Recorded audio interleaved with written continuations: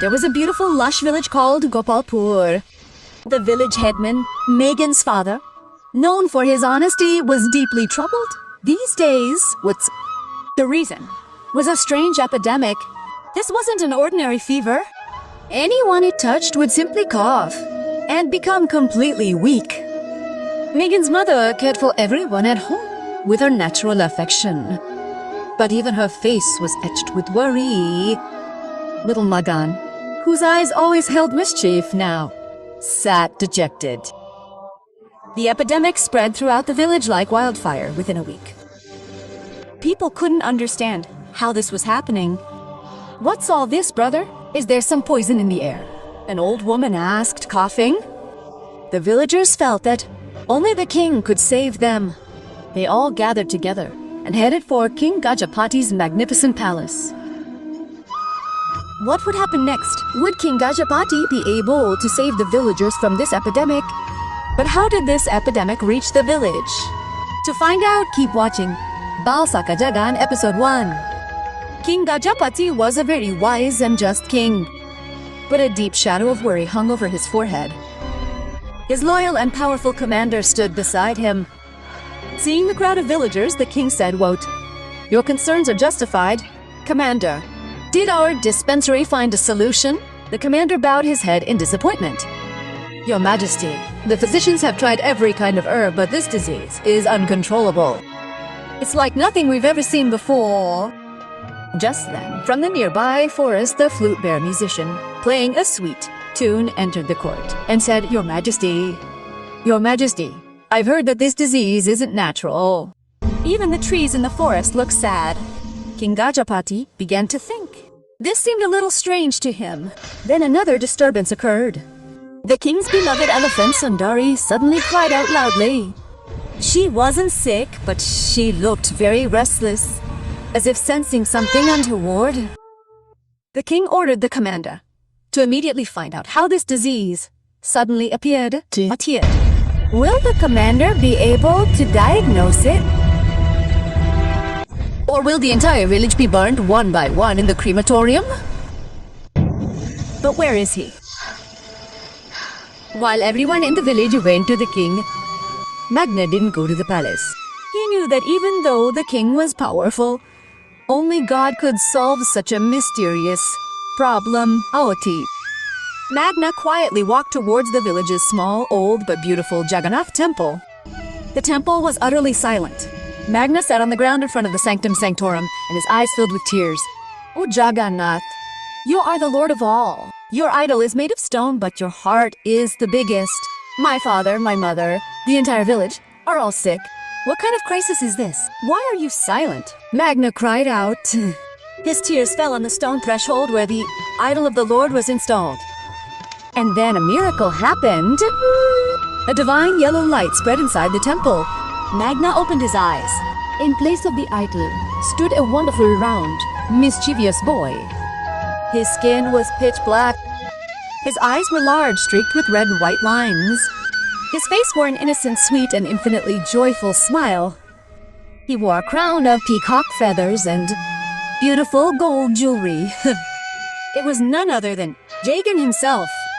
Lord Jagannath, in his child form. Child Jagan said in his sweet voice, "Oh Magan, you're crying so much, my friend.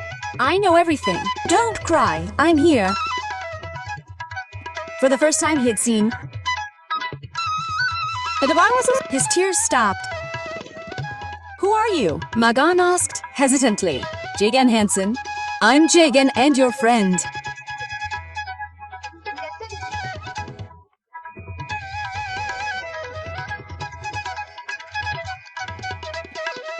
At that very moment, behind the dense trees outside the village, small, chubby figures were whispering.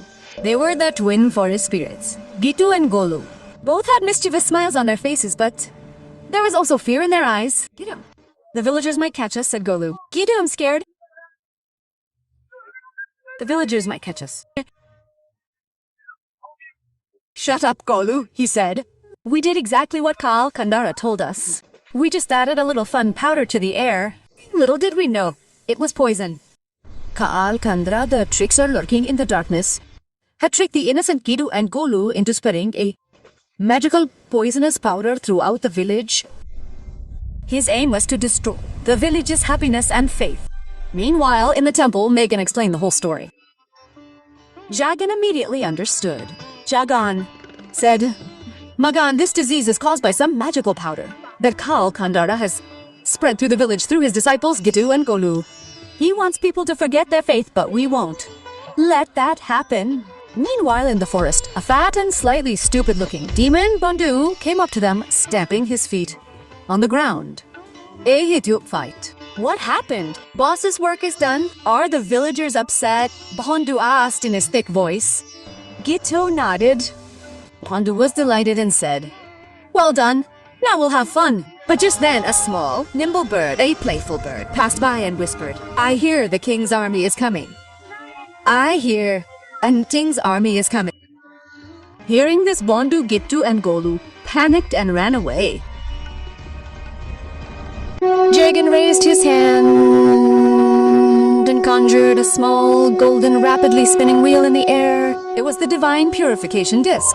Jagan said to Magna, Just help me. Come with me. Jagan released the disc into the sky. The disc circled the entire Gopalpur village with lightning speed. As the wheel passed over the village, the poisonous magic particles in the air were destroyed. The next moment, a miracle happened. The sick villagers sitting in King Gajapati's court immediately stopped coughing. Surprise filled the commander's eyes. King Gajapati and Sundari the elephant both breathed a sigh of relief.